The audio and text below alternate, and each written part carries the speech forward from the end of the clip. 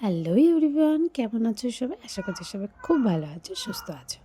আবারও চলে আসলাম তোমাদের সাথে একটা নতুন ভিডিও শেয়ার করতে। আমি ভালোবাসি রান্না করতে, আর তোমাদের সাথে নতুন নতুন রান্নার যদি ভিডিও শেয়ার করতে পারি সেটাও আমার ভীষণ ভালো লাগে। তো যেহেতু বাড়িতে বাচ্চা কাচ্চা আছে, মাঝে মাঝে কিন্তু হাবি জাবি রান্না করতেই হয়। সবাই কিন্তু কিনে খেতেই পছন্দ করে আজকালকার বাচ্চা কাচ্চারা আর কি।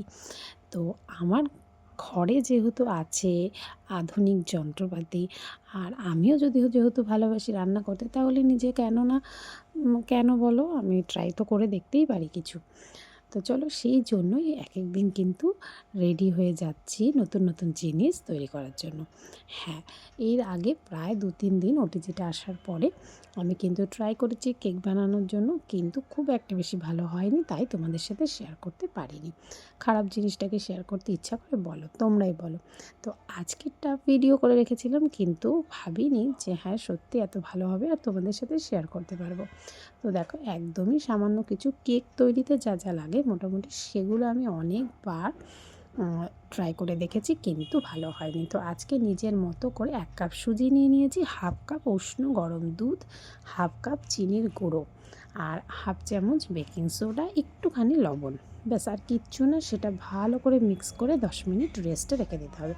তারপর আবারও মিক্স করে কিন্তু একটা বাটিতে ঘি মাখিয়ে দেখো আমি দুটো বাটিতে সমানভাবে দিয়ে দিয়েছি। আর ওভেনটা 15 মিনিট কিন্তু আগে থেকে হিট করে রেখেছিলাম, আবারও 10 মিনিটের জন্য রেখে দিয়েছি।